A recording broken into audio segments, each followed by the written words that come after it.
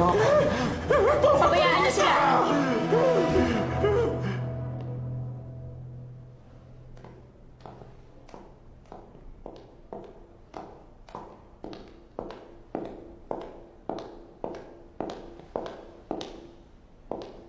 Sa hotel na to, binibigay namin lahat ng pangangailangan ng mga guests namin.